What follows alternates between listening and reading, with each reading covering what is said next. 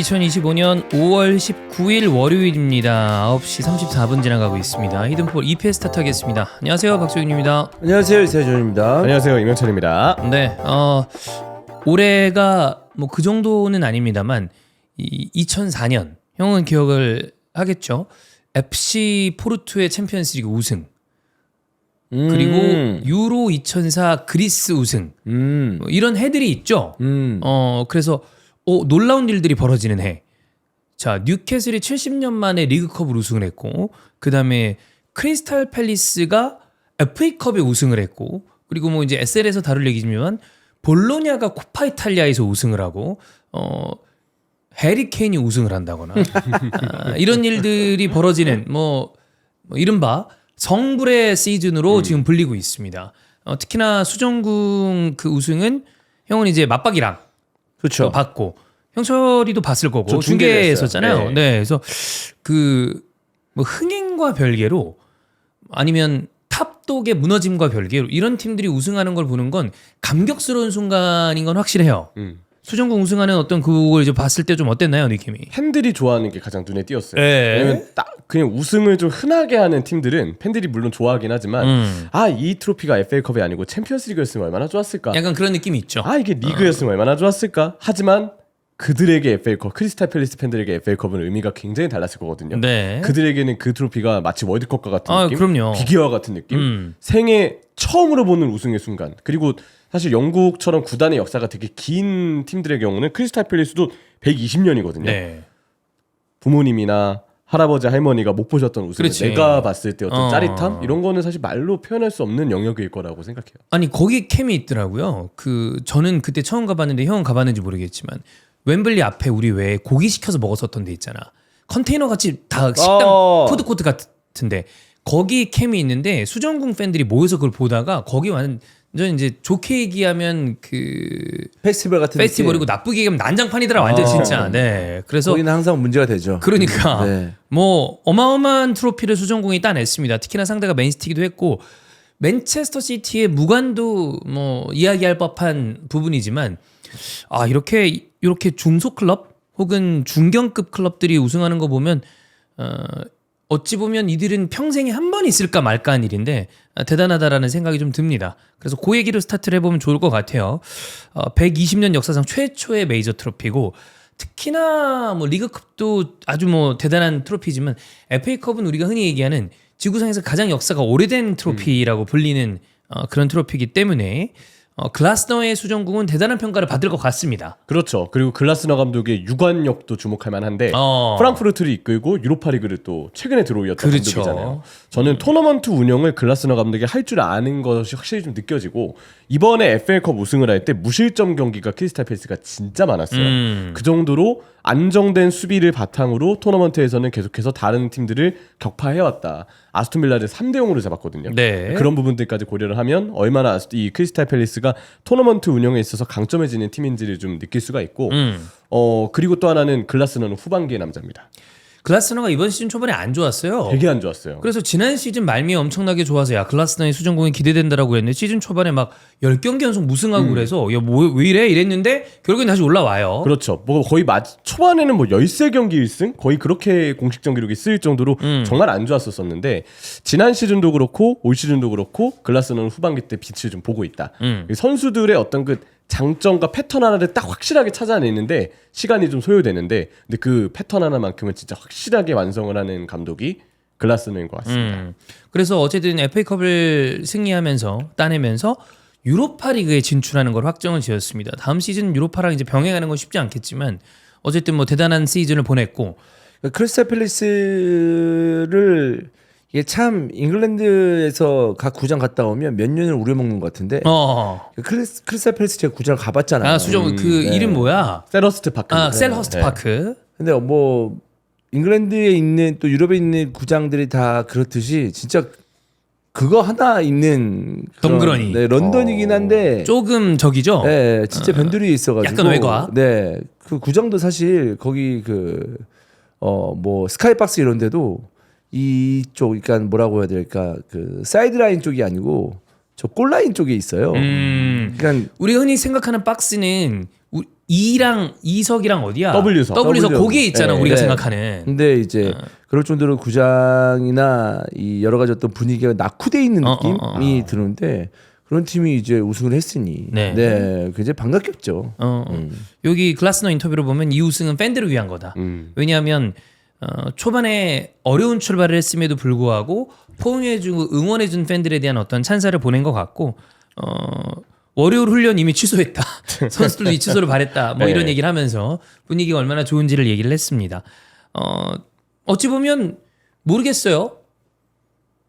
이미 수정궁 팬들에게 글라스너는 가장 기억에 남는 최고의 감독 반열에 오르지 않았을까라는 생각이 들고 일단 이런 구단- 트로피를 안겨주는 것 자체가 구단 최초의 트로피니까 네. 사실 뭐 이루 말할 수 없는 성과라고 봐야죠. 그러니까 이게 포스테코글루 감독이 유로파를 딴다 하더라도 이런 평가를 받기는 어려울 거예요.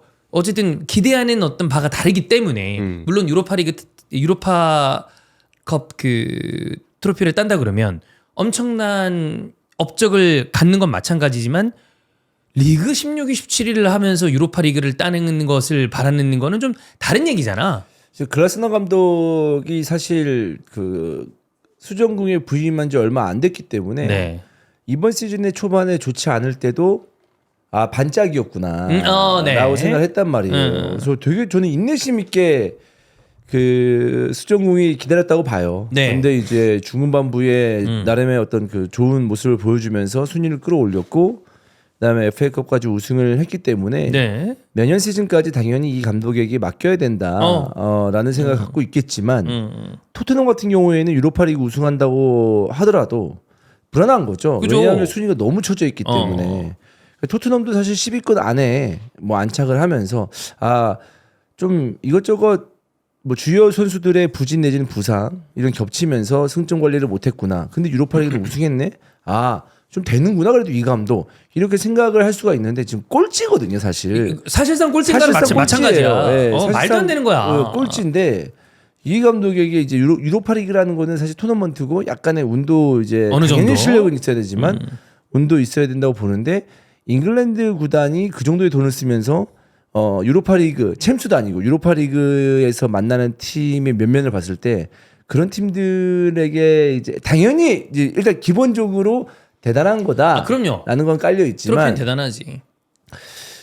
온전히 이제 포스테코글루 감독의 능력이 좋다라고만 평가할 수 있을까? 애매하죠. 그러니까 토트넘이 10위권 안에만 있어도 이런 얘기를 안 할 것 같은데 너무 쳐져 있으니까. 거꾸로 예를 들어 아스날이야.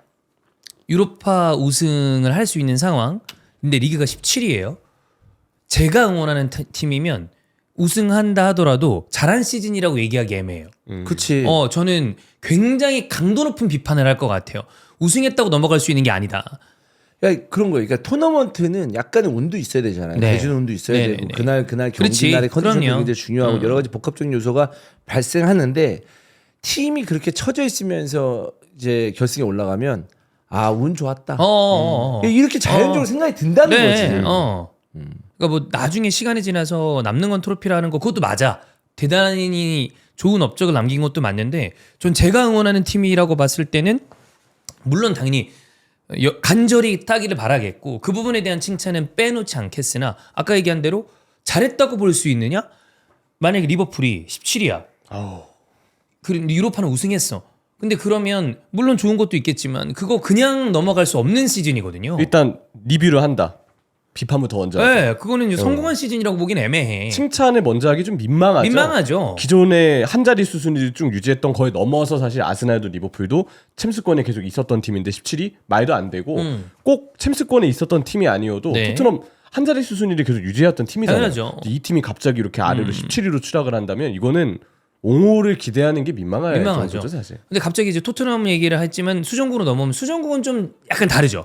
크리스탈 팰리스는 사실 중위권 근처에서 왔다 갔다 하던 팀이기 때문에 이 FA컵 트로피를 따는 거는 이들에게는 정말 의미 있는 일이라고 봅니다. 비에이라 감독이 이 크리스탈 팰리스에 있는 동안 물론 말미에는 아쉬웠지만 좋았던 순간들이 꽤 있어요. 코너 갤러거를 잘 맞아요. 썼을 때. 근데 그때도 리그 순위는 12위였어요. 그래. 지금이랑 똑같고 로이 오지슨이 크리스탈 팰리스를 무려 6시즌을 이끌었거든요. 근데 이때 가장 좋은 성적이 11입니다. 11, 14, 11, 12, 14, 14, 11, 15. 한 자릿대가 없구나. 없어요. 있을 네. 법한 것 같은데 없네. 그러니까 대부분의 크리스탈 팰리스 팬들은 지금 정도 순위권이 우리의 평균이다. 익숙하죠. 익숙하다라고 생각을 하는데 글라스는 그걸 이뤄냈고요. 그치. 거기에 더해서 컵대 우승까지 했기 때문에 이거는 뭐 궤가 완전히 다른 것 같습니다. 그렇습니다. 자, 이게 형철이는 중계를 했고 주원이 형은 또 맞박이랑 입중계를 했기 때문에 생각보다 경기들의 포인트들이 좀 있습니다. 그거를 짚어보면서 메인스트 얘기도 해야 될 텐데 일단 요거 얘기 먼저 하죠. 딘 앤더슨. 자, 이 어마어마한 세이브를 해냈습니다. 근데 이 핸더슨이 요 부분은 이 퇴장이냐 아니냐 네. 이거를 두 분은 어떻게 보는지 일단 체크를 해봐야 될 것 같은데 명백한 득점 찬스인지 또 체크를 해봐야 될 것이며 그리고 해외 의견도 좀 봐야 됩니다. 요거는 일단 주원이 형 의견부터 한번 들어보죠. 꼭 골키퍼와 맞닥뜨렸다고 해서 명백한 득점 찬스라고 보기는 어렵거든요. 네. 여러 가지 어떤 그 수비 라인의 위치도 봐야 되고 이 볼이 이제 그 우리가 예상을 하는 거지 보면은 득점이 돼야 명백한 득점 찬스잖아. 맞아. 사실. 사실은 맞아. 왜냐면 명백한 득점 찬스도 놓치는 경우들이 있거든. 그러니까. 프레스를 봐. 네. 네. 그렇기 때문에 여러 가지 상황을 우리가 지금 예상을 하고 예. 이제 조심히 이거는 통상 보면 완전히 골키퍼랑 1대1이고 득점과 다름없다라고 했을 때 우리가 레드카드를 주는데 그렇게 판단을 안 했던 것 같아요.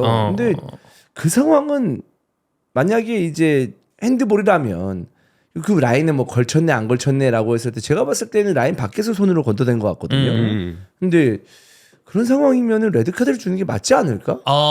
네, 라는 생각이에요, 사실. 레드 카드를 줄만 했다. 네. 네. 그것만 제쳐지면 그렇지.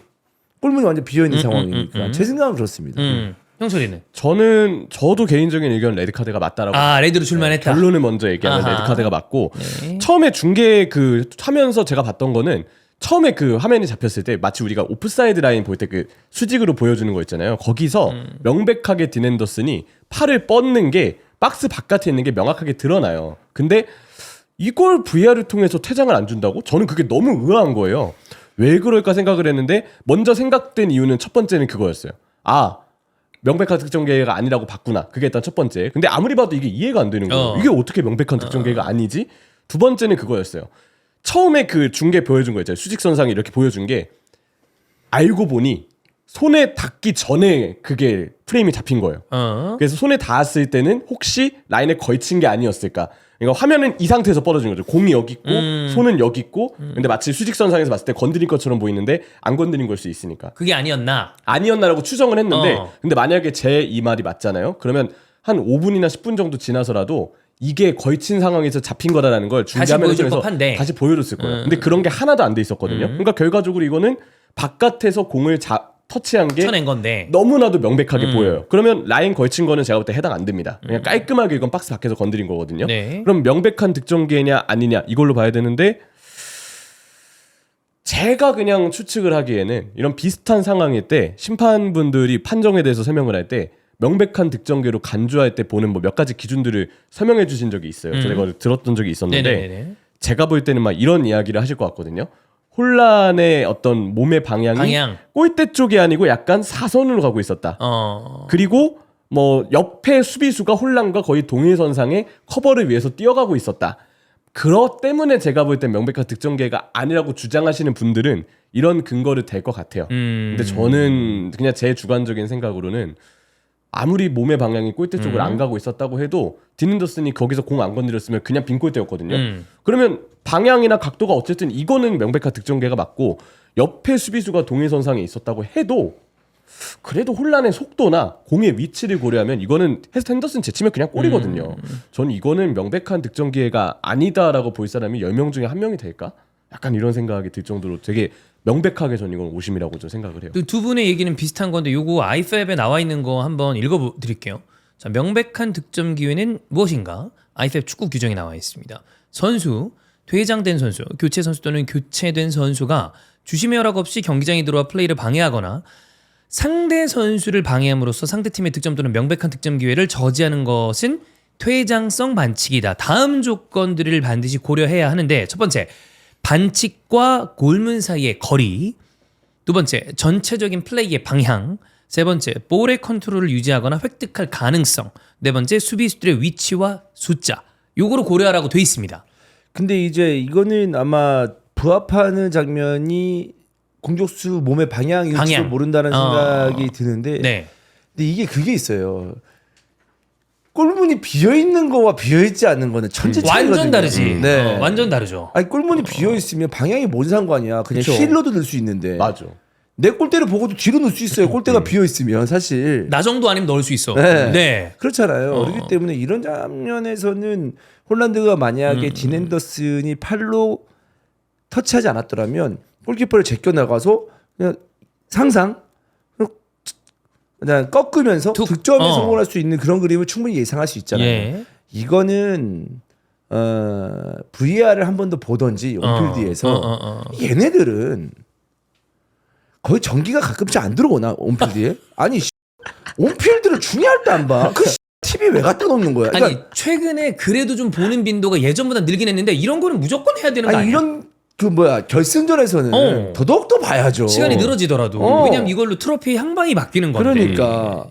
근데 아무튼 왜 한 번쯤 더 체크하지 않을까라는 생각이 드는 거. 왜냐하면 이거는 그러니까 지금 온전히 이게 중요한 게 뭐냐면 우리가 항상 VOR에서 얘기한다고 하더라도 주심이 마지막에 딱 결정을 하는 거잖아요. 그죠? 그러면 이 상황은 VOR에서 자기들끼리 판단을 해서 아니다라고 얘기를 했기 때문에 온필드를 안 본 거랑 아마도 다름이 그렇겠죠. 없잖아요. 근데 그러면 거기 안에서도 봐야 한번 봐라. 내가 봤을 때는 볼 필요가 있다. 우리가 판단하기엔 라고 얘기하면서 봐야지. 주심에게 마지막에 권한을 줘야 되지 않을까라는 생각인데 왜 온필드를 안 보는지. 제가 이 형에게 완벽하게 동의하는 게 이렇게 되면 경기장에 주심이 둘인 거예요. VOR도 판단을 하고 주심도 판단을 하는 거 아니야. 옵사이드는 넌 왜? 그거는 그냥 기계로 판단할 수 있는 거니까. 절대적으로 그들은 어시스턴트 레프리 아니야. 그럼 도와줘서 야 네가 봐. 우리가 봤을 땐 아닌 것 같으니까 네가 직접 마지막으로 체크해 라고 해야 되는데 여기서 보고 확인하는 건 이거는 좀 저도 이해가 안 가는 장면이긴 했어요. 그러니까 아닌 것 같다는 말도 하면 안 될 것 같아요. 그렇지. 그냥 체크해. 체크해. 그게 맞아. 저는 명백한 득점 찬스에 대해서 체크 필요합니다. 네. 라고 해서 보게 해야지. 근데 혹시 이랬을 수도 있을 것 같아요. 이 VAR 주심이 자레드 질렛이었거든요. 질렛은 야 이거 좀 주심이에요? 봐라라고 얘기를 했어요. 근데 에투엘이 내가 봤는데 이거 괜찮아 아니야 거절했을 수도 있지 않을까. 그러니까 그러면 내가 말한 거 더 이라고. 그렇지. 온필드 보라고 좀. 이거 있는 걸 왜 안 써? 그래서 그런 생각이 드는 건데 제가 봤을 때 이거는 아마도 우리가 지금 이거에 대해서 얘기하는 게 레드카드가 나왔더라면 핸더슨이 성급하게 팔을 뻗었다라고 끝날 문제야. 라고 생각을 해요. 네. 그러니까 그게 더 안 이상하다는 거지. 그렇지. 일반적인 판단이고. 자, 그럼 두 분은 사실 이건 오심에 가깝다라고 보는 거고 해외에서도 여러분 마찬가지입니다. 루니 100% 레드다. 이럴 거면 VAR 없애라. 이안 라이트 이게 득점 기회가 아니라고 한심하다. 졸렌 레스콧 내가 본 최악의 판정 중에 하나다. 로이킨 모두가 혼란스러워하고 있고 펩도 그렇고 우리도 그렇다. 시어러 핸더슨 운이 좋았다. 공이 골대랑 멀긴 했지만 득점 기회를 막은 장면이다. 그러니까 이건 해외 패널들도 다 오심이라고 얘기를 하고 있는 건데 뭐 수정궁의 트로피를 딴 거를 폄하하고 싶은 생각은 전혀 없지만 이런 이야기가 결승전에서 나오면 굉장히 좀 별로죠. 그 하필 딘 앤더슨이 그 이후에도 되게 많은 선방들을 네, 했잖아요. 네, 그래서 더더욱 얘기가 안 나올 수 없는데 뭐 펠리스 입장에서도 찜찜할 수밖에 짠나죠. 없는 그런 일인 거죠.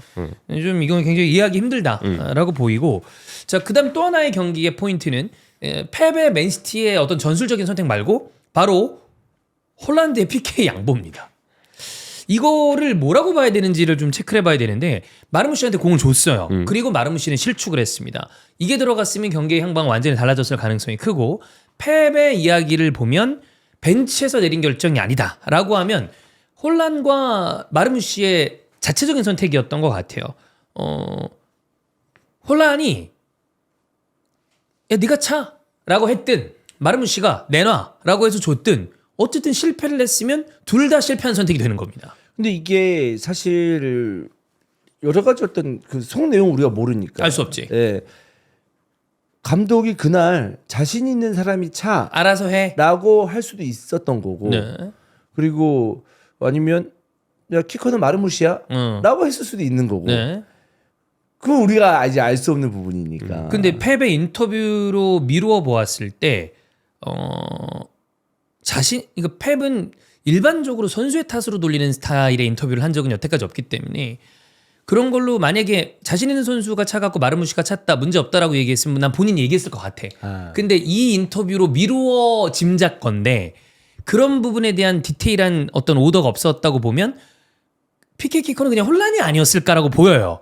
그리고 난 다음에 벤치에 어떤 그게 없다라고 보면 아마도 혼란이 그냥 마르무시한테 건네주지 않았나. 네가 찰래? 근데 이제 그랬을 때 비판점은 왜 지가 안 차? 중요한 경기에서 팀 핵심적인 9번이 후달렸나? 라고 얘기를 추정할 수 있든 아니면 마르무시가 찬다라고 얘기했다 치자. 그럼 마르무시도 비판적으로 바라볼 수 있는 거고 왜 그럼 마르무시가 달라고 그랬을 때 혼란은 지가 차지 않았나? 라는 것도 얘기할 수 있는 거고 저는 글쎄요 이 부분은 선수 둘에게 좀 비판을 받을 수 있는 부분이 있지 않나. 결국 실패했기 때문에. 넣었으면 깔끔했는데 그치. 못 넣었기 때문에. 그러니까 그리고 이제 마르무시는 이제 이적해온 선수고 홀란드는 맨시티의 득점을 책임져야 되는 선수이기 선수죠. 때문에 이런 중요한 순간에는 우리가 만약 결승전인데 이런 걸 우리가 상상해 볼 수 있잖아요. 네. 토트넘 경기 아니면 뭐 바이에른 뮌헨 경기 뭐 이런 경기인데 해리 케인이 안 차?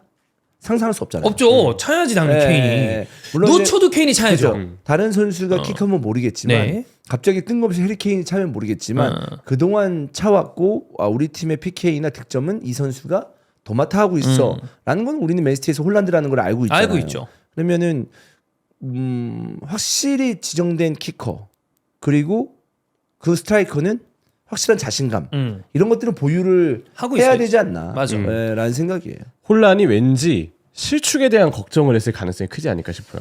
왜냐면 이번 FA컵 그 8강 때 본머스 원정에서 혼란이 페널티킥이 실축했습니다. 네. 케파한테 막혔어요. 네네. 노엘 갤러거가 눈을 부여잡고 스트레스를 받았던 게 아직도 생각이 예, 예, 나거든요. 예, 예. 그때 0대1 상황이었던 걸로 제가 얘기를 아니다. 그때가 0대0에서 혼란이 네. PK를 실축하고 그 뒤에 실점을 했을 거야 아마. 그래서 이제 혼란 입장에서 그런 심리적인 부담도 있었을 거고 올 시즌 페널티킥 통계를 보면 혼란이 7번을 찼는데 4번 성공했고 3번 실축했어요.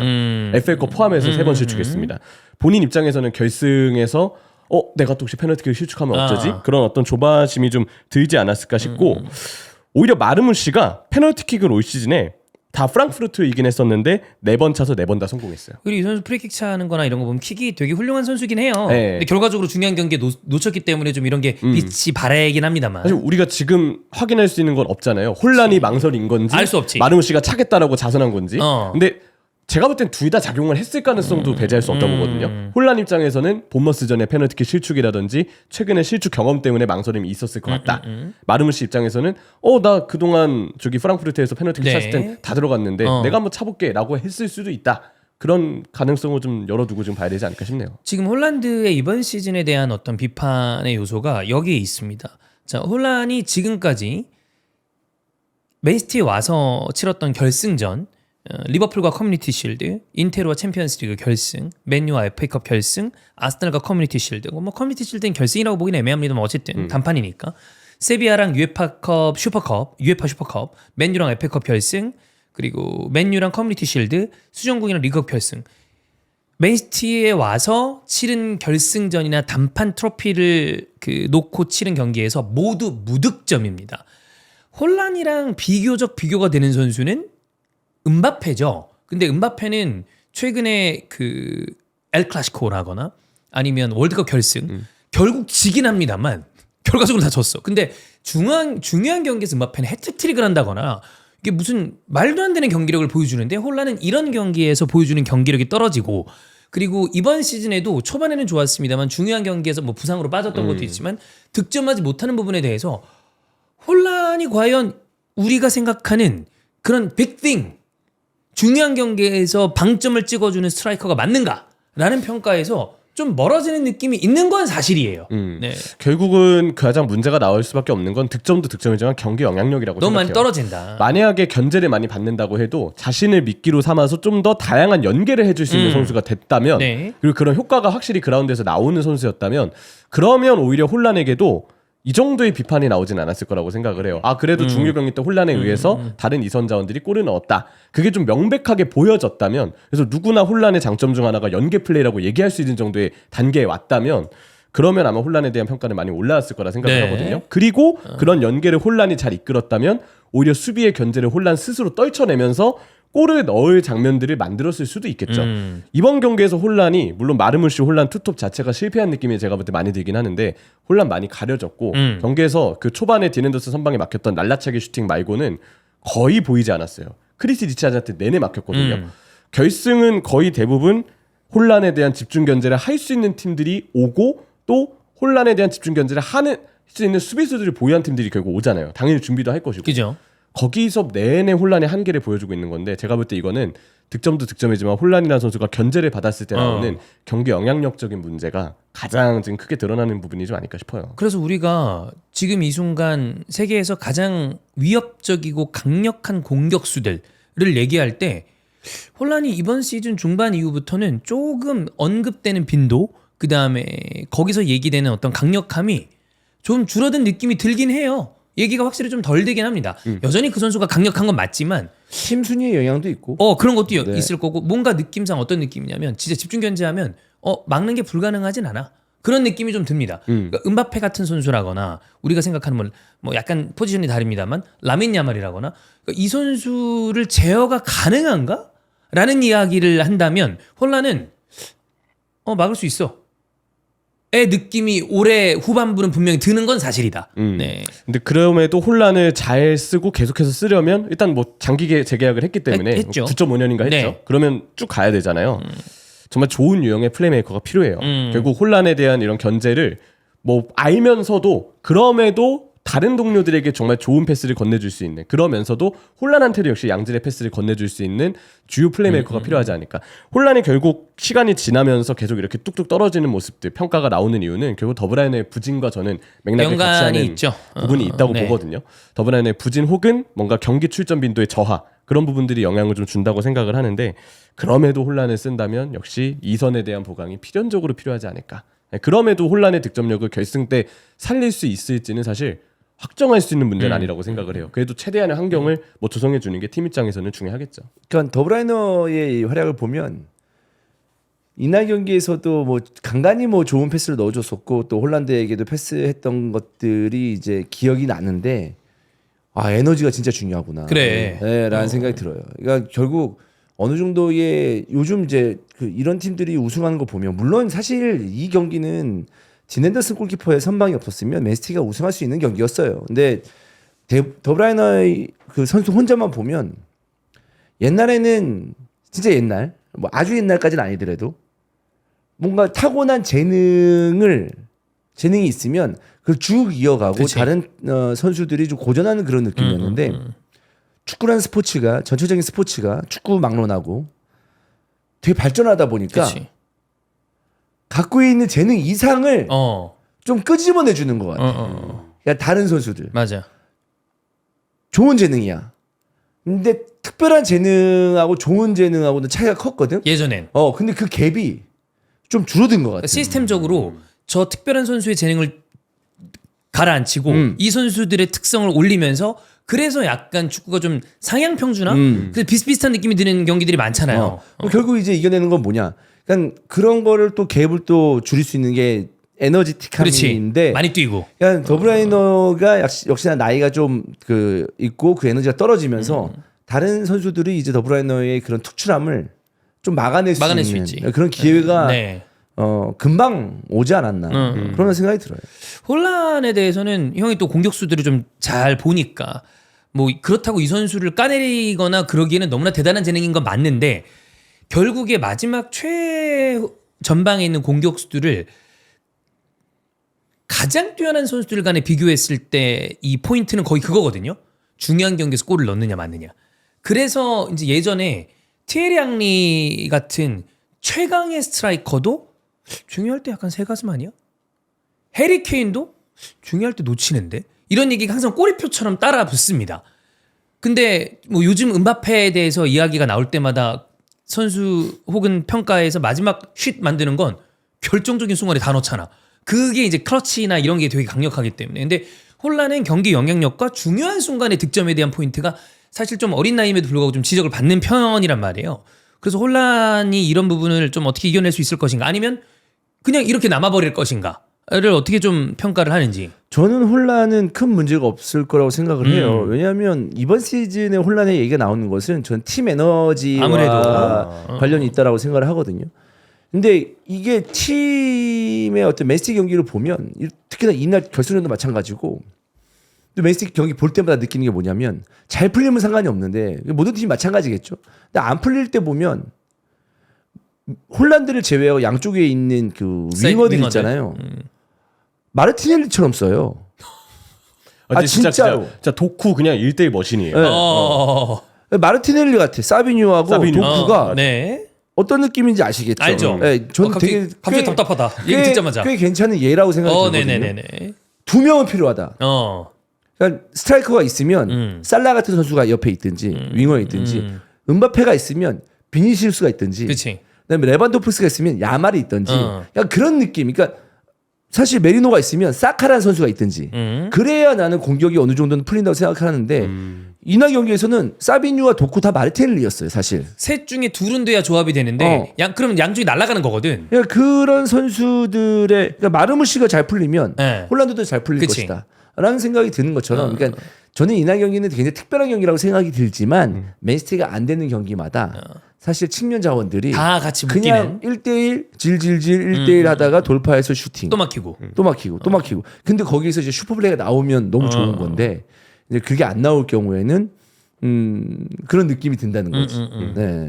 저는 그래서 이게 쭉 보면서 느낀 건데 전술이 너무 아쉬웠어요. 전술이 진짜 이번 경기 때는 아예 혼란과 마르문시 투톱에 좀 무게를 두고 중앙 미드필더를 그냥 베르나르도 실바랑 더브라이너 두 명만 맞아요. 두고 시작을 했거든요. 근데 더브라이너는 당연히 공격 관여를 많이 해야 되고 오른쪽 하프 스페이스에 관여해서 얼리 크로스나 뭐 측면 연계에 참여를 해야 되고, 사실상 허리 쪽에 한 명만 남아 있는데 그 역습이 강한 크리스탈 팰리스를 상대로 중원의 숫자를 비워두는 게 과연 맞을까? 그리고 혼란한테는 짝이 필요하잖아요. 근데 마르무시는 제가 봤을 때 이번 투톱은 아예 실패였어요. 패배 의도는 둘을 짝을 이뤄서 뭔가 시너지를 내게끔 하려 했던 것 같은데 이게 준비가 좀 덜 된 느낌이었거든요.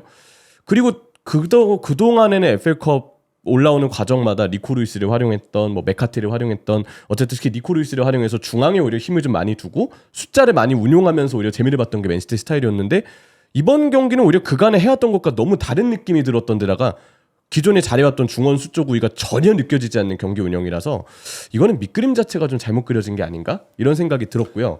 아니 그럼 우리가 원래 얘기했던 거로 다시 잠깐 돌아갑시다. 그 펩의 그 또다시 나온, 참 펩한테 이런 말을 쓰는 것도 좀 웃기긴 합니다. 그 명장병, 명장이긴 제 최고 명장이니까. 혼란이 PK를 양보했다 쳐. 그러면 이거는 비판받을 소지가 있는 거죠. 아까 형이 얘기한 대로 팀의 간판 공격수라면 그거를 처리해야 되는 담대함은 갖고 있어야 된다고 보는데. 그렇죠. 네. 그래서 그 부분에 대한 비판을 참 이제 이 정도 사람이 얘기하면 할 말이 없어지거든요. 룬이랑 시어러가 얘기를 하면 뭐 어떡하겠어. 그냥 들어야 되는데. 자, 룬이 메시나 호날두는 절대 PK를 양보하지 않는다. 물론 뭐 메시가 네이마르한테 양보하는 장면은 기억이 나는데 호날두는 양보를 안 하죠. 이게 혼란과 그들의 차이다. 혼란은 찬스를 놓치고 경기력에 영향을 많이 받는 타입인데 웸블리에서 PK를 차는 게 부담스러웠을 수도 있다. 사람이니까. 그러면서 이거는 이제 아쉬움을 얘기를 한 거고, 시어러 누가 나한테 오늘 PK를 차지 말라고 한다? 있을 수 없다. 네. 이게 앨런 시어러가 이런 얘기한 다음에 딱 밑에 나와 PL 탑스코어러. 그럼 할 말이 없어. 시즌 중에 실축을 했다? 부상에서 막 복귀했다? 다 핑계다. 홀란드가 공 건네주는 걸 보고 믿기지 않았다. 그러니까 이거는 간판 공격수라면 무조건 처리해야 된다라고 얘기를 시어러가 네네. 되게 강도 높게 얘기를 한 거죠. 시어러가 얘기하면 뭐 들어야지 뭐 어떡하겠어. 네. 진짜 이거 그 홀란드 옛날에 홀란드 전 그때가 더 좋았어요. 오히려 참 꼴배기 싫긴 했지만 그 아르테타한테 막 그래 하라고. 그러니까 스테이 쫄보처럼 보이는 것보다 오히려 그렇게 전투적으로 보이는 맞아. 게 좀 싸가지 공격수는 없어 보이긴 필요하다고 하지만 봐. 당연히 싸가지 없어 보이지만 그런 전투적인 느낌이 좀 있는 게 훨씬 더 낫지 않을까라는 생각이에요. 노르웨이 새가슴 노새가 되면 안 되잖아요. 너 별로잖아. 네. 노르웨이 새가슴 노새 왜가 약간 네. 그 당나귀 노새 그거 같은 그러니까. 느낌도 들고 좀 별로잖아. 그런 느낌보다는 저는 더 파워풀하게 공격수는 낫죠. 뻔뻔하고 그렇게 가야 돼. 너 이게 왜냐면 위축된 공격수 치고 잘하는 공격수를 본 적이 없어요. 위축된 공격수 정말 보기 싫습니다. 그렇죠. 네, 그거는 네. 그냥 진짜 쪼그라든 불알입니다. 파란 토레스가 그랬던 것처럼. 안 돼요. 네. 아니 그러니까 타팀 팬들한테 욕 먹으면 어때? 골 넣으면 되는 거지. 그걸로 그냥 증명을 해서 저 선수가 골은 배기 싫다 하더라도 너무 무섭다라는 느낌을 줘야 되는데 요즘 홀란드는 좀 위축된 느낌 이런 게 있어서 근데 또 더군다나 여기 이제 불을 지핀 게 딘 앤더슨이 혼란이 찼다면 난 어디로 찰지 확신할 수가 없었는데 마르무시는 어디로 찰지 알고 있었다. 오. 그 얘긴즉슨 혼란이 차 이거는 뭔가 맨시티 그 키커 선정에 대해서 야 니네 마르무시가 차고 내가 막은 거야. 거의 이긴 거는 다름없는 거 아니야. 약간 좀 한 번 더 먹인 건데. 먹인 거죠. 어떻게 알았지? 마르무시는 이제 왔는데. 프랑크푸르트 경기를 많이 보나? 봤나? 네. 혹은 야른 걸 수도 있어. 혼란 찼어야지. 그럼 난 모르는데 마르무시가 차서 내가 막은 거다. 이러면 한 번 더 먹이는 거 아니에요. 여기서 더 먹이면은 나는 맨시티의 골키퍼 포함해서 10명의 선수가 찼으면 나 방향 다 알았다. 홀란드만 헷갈렸는데. 혼란은 안 차네. 걔가 안 차서 다행이다. 네. 그래서 저는 혼란은 아까 형이 얘기한 대로 자신감 찾아야 된다. 이렇게 그리고 그 얘기 맞는 것 같아. 지금 루니가 얘기한 것처럼 찬스를 놓치고 경기력에 영향을 많이 받는 타입이다. 이것도 맞는 거. 그러니까 이런 거 보면 뭐 혼란이 주목받는 선수고 잘하는 선수라 그런 건지 모르겠는데 앙리도 요상하게 조언 많이 한다. 방송에서 요럴 때 요렇게 해야 된다. 이런 플레이 더 많이 해야 된다. 그러니까 대단한 재능인데 아쉬운 부분이 조금씩 보이는 그런 거를 좀 그런 공격수들이 봤을 때 좀 잘 이겨내길 바라는 선수인 것 같아요. 그래서 그런 게 좀 더 필요하다라고 보입니다. 개인적으로 이제 아까 얘기한 것처럼 저는 그래서 궁금해요. 내년에 어떤 식으로 공격 라인을 좀 구성을 할지. 네. 이번 시즌에 진짜 맨시티가 고생을 많이 했잖아요. 사실 먼저 먹힌 경기도 있었고 상대방이 뭔가 패배 맨시티를 잘 대응하는 듯한 그런 느낌도 들고 있고. 네. 근데 이 맨시티 입장에서는 이제 이게 FA컵 단일 대회이긴 하지만 리그에서 몇몇 팀이 이런 식으로 경기해서 맨시티를 이기면 맨시티 우승 못 하거든요. 그렇죠. 맞아. 네. 그렇기 때문에 어떤 식으로 내년 시즌을 할지 완전 진짜 펩 입장에서는 이번 시즌이 정말 충격적인 시즌이 아닐 수가 없는데 막 얼굴도 막 긁고 막 그랬잖아. 페이노르트전 때. 막 그랬으니까 굉장히 궁금해집니다. 근데 사실 맨시티 이번 시즌 아직 안 끝났습니다. 리그 2경기 잘해야 됩니다. 그치. 정말 만약에 최악의 경우가 나올 경우 우리가 뒤에 챔피언스리그 티켓 관련돼서 얘기를 드리겠지만 유로파로 떨어지는 경우의 수가 없는 건 아니에요. 일단 지금 당장 순위가 6위예요. 네. 물론 경기 수는 한 경기 모자라요. 한 경기 모자르지만 남은 경기가 주중에 수요일에 본머스 플럼이죠. 네, 본머스 주말 풀럼인데 풀럼도 이번에 역전승 거두고 브랜포드 상대로 팀 기세가 괜찮아요. 아다마 트라오레 같은 선수도 여전히 위력적이고 일단 아다마 트라오레가 항상 맨시티한테 강했어요. 이상하게 강했습니다. 그랬죠. 망근추도 예전에 한번 해서 막 맨디 날려버리고 그랬던 것도 생각나는데 저는 이거 지금 FA컵 준우승 때문에 안 그래도 사기가 좀 떨어졌을 텐데 그래서 남은 2경기 일정에 대한 부담도 지금 맨시티가 상당히 많이 생긴 것 그럴 수 같아요. 있습니다. 네. 아까 형철이가 얘기를 했지만 이 경기에서 베르나르도 실바와 케빈 드브라이너의 투미들, 그다음에 아칸지의 라이트백 기용이나 에체베리 교체로 넣은 거 이런 거 등등 해서 그 펩의 흔히 얘기하는 그 명장병 너무 이 경기에서 이런 시도를 한 게 아니냐. 예전에 퀸 볼란테오, 퀸 원볼 이런 것처럼. 그쵸. 그래서 이제 뭐 전술적인 어떤 이 경기는 끝났기 때문에 그런 얘기를 하는 분들이 간혹 있습니다. 펩의 어떤 그 전술적인 영향 뭐 이런 거는 뭐 위대한 감독이니까 그런 거랑 별개로 주원이 아까 말했잖아. 다음 시즌 펩의 맨시티가 어떨까? 어떤 의견을 제가 봤냐면 어쩌면 이제 펩의 독주가 이번 시즌을 어떤 시작으로 불가능할 가능성도 충분해 보인다. 왜냐하면 프리미어리그가 뭐 뛰어난 리그다 이런 얘기를 하려고 그러는 게 아니라 돈이 넘치는 리그라 어떤 팀도 상위권 팀을 견제할 수 있거든요. 그래서 다음 시즌에 무조건 펩시티가 우승할 것인가를 리그에 대해서 담보할 수 없다. 그 부분에 대해서는 그럼 다 동의를 좀 하시나요? 경쟁이 워낙 빡세기 때문에 네. 충분히 그런 지적을 할 수 있죠. 예상을 할 수 있고. 그리고 또 하나는 펩도 한 팀을 이렇게 지그시 오랫동안 이끈 적은 처음 아닙니까? 보통 4, 5년 정도 하고 빠져요. 네. 예. 근데 어떻게 보면 그래서 이제 펩을 상대하는 리그 내 다른 경쟁 감독들이 어느 정도 예측을 하는 걸 수도 있겠다고 생각을 해요. 글라스너가 지난번 리그 맞대결 때 2대0으로 이기고 있다가 2대5로 맨시티한테 역전패를 당했잖아요. 그리고 나서 경기 후에 이런 인터뷰를 했대요. 이번엔 당했지만 다음엔 똑같이 당하지 않는다. 그리고 결국 안 당했죠. 그거 안 당했죠. 어. 펩이 어떻게 나오든 우린 그걸 예상할 수 있다라는 듯이 인터뷰를 했는데 실제로 그게 됐거든요.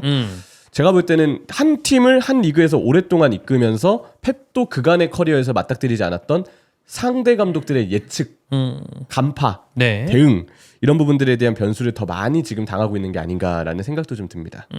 그래서 글쎄요. 다음 시즌이 그래서 좀 재밌을 가능성이 크지 않나. 그렇죠. 네. 변화가 분명히 있어야 되니까. 맞아요. 이렇게 똑같이 하면 우승 못할 것 같습니다. 그래. 이렇게 하면 왜냐면 이번에는 유례 없이 펩시티가 약한 느낌이 없어요. 그러니까 펩의 팀이 이 정도로 약하다라는 느낌이 드는 시즌은 바르셀로나 처음 부임하고 나서부터 지금까지 없었는데 약하다. 그러니까 어느 팀도 해볼 만하다라는 생각을 가진 펩의 팀은 없었죠. 그런 느낌이 있었던 시즌이었습니다.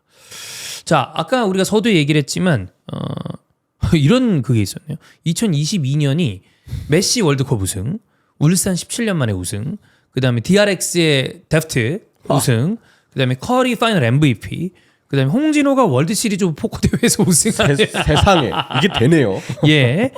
근데 올해도 뉴캐슬 70년 만에 리그컵 우승, 그다음에 볼로냐 코파 이탈리아 우승, 케인과 다이어 트로피, 펠립스가 120년 만에 우승을 했는데 남은 게 베티스의 컨퍼런스 우승 가능성이 남아 있습니다. 유로파 컨퍼런스. 그다음에 토트넘의 우승 가능성 남아 있고요. 파리 생제르맹 챔피언스리그 우승 가능성 남아 있습니다. 빌레펠트가 메이저 대회 우승 가능성 포칼 남아 있고 손흥민의 메이저 트로피 이거 남아 있습니다. 가능성이 가장 떨어져 보이는 거, 그다음에 가능성이 가장 높아 보이는 거 하나씩 꼽아볼까요? 형철이. 저는 낮아 보이는 거는 결국 포칼이죠. 포칼. 빌레펠트 3부 리그 팀입니다. 예. 물론 3부 리그 성적이 지금 뭐 순위는 1위로 지금 나오고 있긴 하는데 이 3부 리그 팀이 결승에 오른 것 자체가 대단한데 그렇기 때문에 사실 지금 베티스도 그렇고 토트넘도 그렇고 어쨌든 이 팀들은 다 1부 리그 아니에요. 그죠? 예. 포칼 자체로 봤을 때는 이 팀이 가지고 있는 그 위치 자체가 일단 3부라서 제일 어려워 보인다. 확률은 제일 어렵다고 봐야 되지 않을까 네. 싶고요. 가장 확률이 여기서 높은 건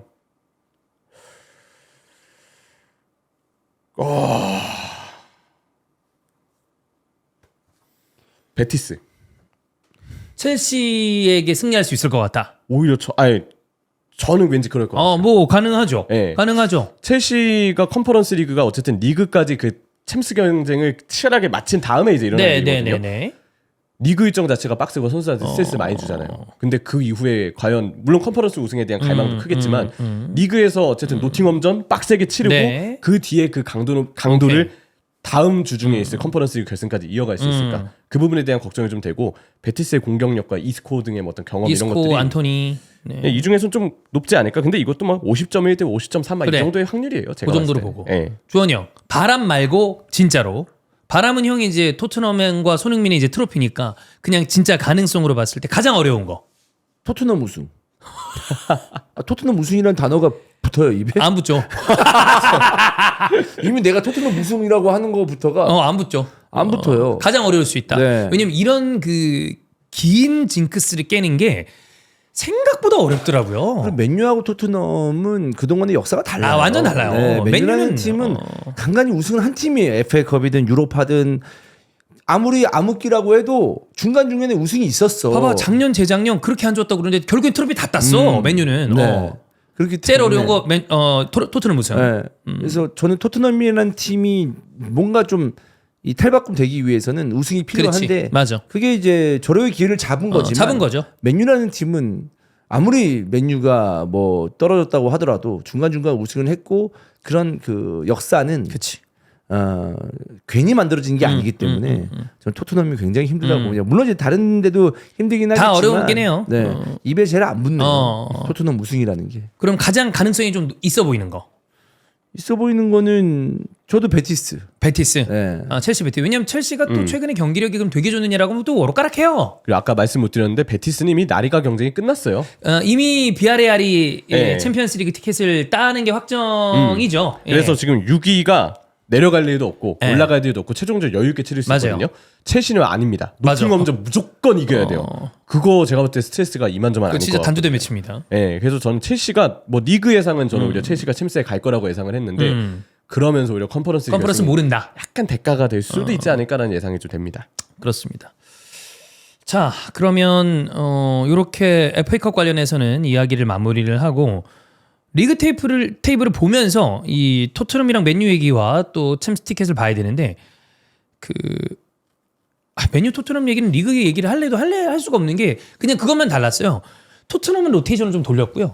그다음에 맨유는 주전조를 좀 냈습니다. 낸 게 아니라 풀 자원을 돌렸어요. 뭐가 맞다고 봐요? 둘 다 졌기 때문에 결론적으로는 둘 다 그냥 안 된 건데 이 5일 뒤에 있는 결승전을 앞두고 주전조를 돌려봤다? 아니면 로테이션을 돌리면서 부상을 예방했다? 뭐가 낫다고 보십니까? 그냥 제3자의 입장에서. 그거에 대해서 아모린 감독이 좀 생각을 했던 것 같아요. 그 감각에 대해서. 네. 근데 포스테코글루 감독은 그런 것보다는 휴식이 더 중요하지 그치. 않을까라는 생각인데. 아니면 또 이제 부상을 당하는 가능성도 있으니까 그것까지 염려를 한 것 같고. 뭐 저는 둘 다 맞다고 생각을 해요. 그러니까 둘다 할수 부상만 있는 안 선택이다. 당하면 둘 다 할 수 있는 선택이라고 생각이 드는데 저는 그래도 약간 좀 포스테코글루 감독의 그 선택에 좀 더 손을 들어주고 싶어요. 오케이. 네. 왜냐하면 뭐 기세가 좋았어? 기세가 좋으면 약간 그런 분위기를 좀 이어가고 싶고 컨디션을 유지하고 싶은데 안 좋았잖아요. 안 매번 좋았죠, 원래. 졌으니까 야 끊고 야 새롭게 시작해. 야, 최대한 니들 리그 신경 쓰지 마. 이거는 개막전이야. 그런 느낌처럼 우리는 새롭게 시즌을 시작하는 물론 이제 10일 갔다가 안 되겠지만 그러니까 뭔가 좀 끊어내서 아예 이제 새로운 느낌을 최대한 주려고 하는 게 더 낫지 않았을까 하는 생각이 들지만 그래도 너무 오래 쉬는 것보다는 또 이 선수의 몸 컨디션도 그치. 있으니까 중간에 뛰는 것도 뭐 나쁘지 않고 뭐 그런 생각도 좀 드네요. 둘 다 나는 맞는 선택이라고 봐요. 2, 3일 뒤에 있는 것도 아니니까. 아모링 선택도 이해가 가요. 왜냐하면 이 정도 남았으면 주전조로 돌려보고 싶을 것 같아요. 그리고 부상자들이 돌아온 것도 얼마 안 되고. 그래서 둘 다 할 만한 선택이긴 한데 중요한 건 둘 다 졌습니다. 그리고 어쨌든 주전들이 나와서 결과가 안 좋았던 맨유가 조금 더 타격이 있지 않을까요? 뭐 데미지가 좀 있을 수도 있고. 체력이나 심리적인 부분까지. 근데 이제 또 토트넘 반대로 쿠르셉스키랑 메디슨이 둘 다 부상이라 공미 자리가 비어 있어요. 그것도 이제 좀 아쉬움이 있을 거고. 맨유 이제 요로가 어떻게 될지 모른다는 게 또 아쉬움이고. 네. 그러니까 저는 개인적으로 그 토트넘이 다 이제 로테이션을 돌린 게 더 좋았던 것 같아요. 왜냐하면 뭔가 준비할 수 있는 시간 그런 것들이 더 많지 않을까. 왜냐하면 이 정도로 쉬잖아요. 그럼 선수들이 물론 이제 결승에 대한 부담감이 있겠지만 2, 3일 정도는 즐겁게 보낼 수 있거든. 행복하게. 이게 뭐 10일 뒤에 경기 있는데 그때부터 막 유로파리그 결승 말거지 마 개새끼들 이렇게 하지는 않거든요. 예, 며칠 전부터 이제 준비를 하는데. 그치. 예, 근데 한 2, 3일 정도는 그래도 좀 릴렉스하게 좀 있을 수 있으니까. 좀 약간 늘어지고. 늘어지고. 조금 그러니까 다시 이렇게 하면 되니까. 웃으면서 훈련도 할 수 있고 예. 자기들끼리. 왜냐면 이 선수들은 가가지고 떠났겠지만 그 팀 안에서는 머물면서. 그렇지. 센터에서는 클럽에서는 이제 네. 훈련을 할 수 있으니까 근데 그걸 좀 더 편안하게 할 수 있고 근데 손흥민은 좀 다른 문제죠. 이제 그 컨디션을 끌어올려야 되기 때문에 손흥민은 당연히 뛰어야 되는 상황이고 그래서 전체적으로는 토트넘이 뭐 맞는 선택을 하지 않았나 결과적으로도 마찬가지고 네 그런 생각이 듭니다. 제일 중요한 건 우리는 손흥민의 컨디션이죠. 네. 근데 뭐 지금 아무래도 사실 좀 정신적으로 혼란스러울 수 있는 타이밍일 거예요. 뭐 여러 가지로. 네, 뭐 저희가 다 다루진 않았습니다만 국내 기사를 보셔서 알 거예요. 뭐 굉장히 좀 시끌시끌했잖아.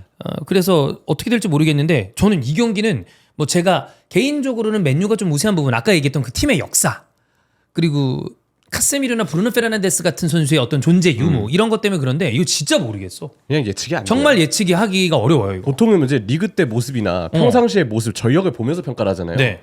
너무 둘 다 최악이어서 둘은 리그가 그냥 솔직히 말해서 쓰레기예요. 볼 자료가 없어요.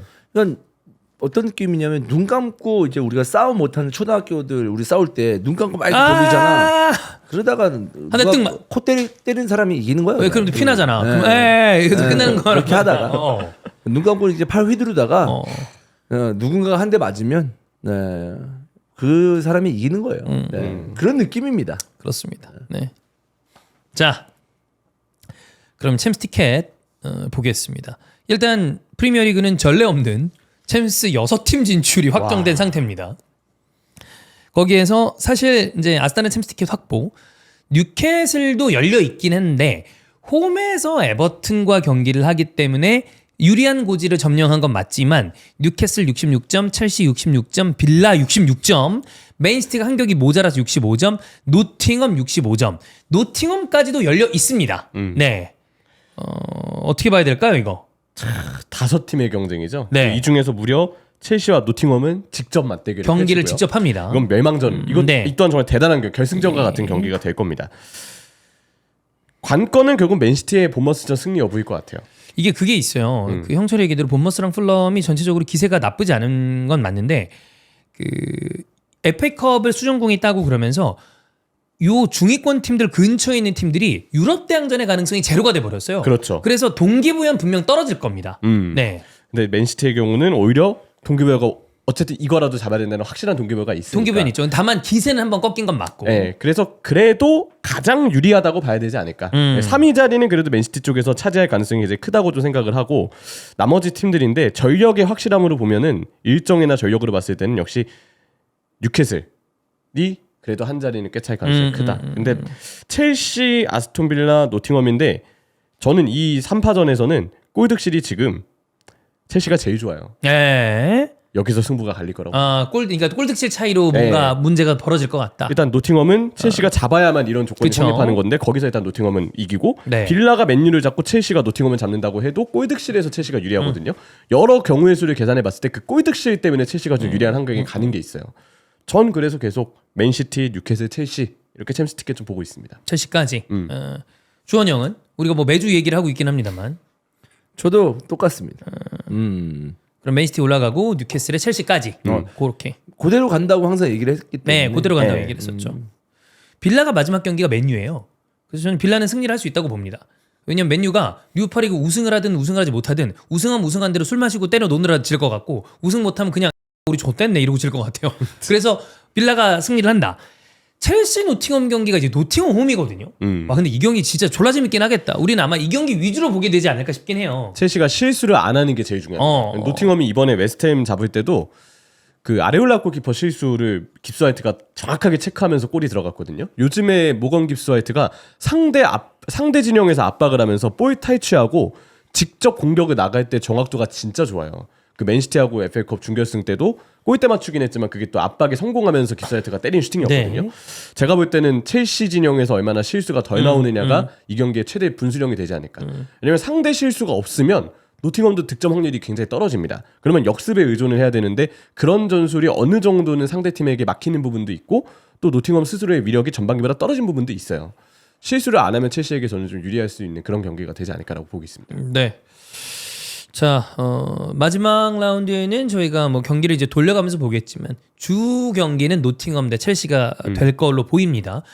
아스날의 챔피언스리그 티켓 말고 2위 실패 가능성이 생기긴 했습니다. 근데 이거는 전 개인적으로는 마지막 소트는 원정이라 잡지 않을까. 2위는 해야지.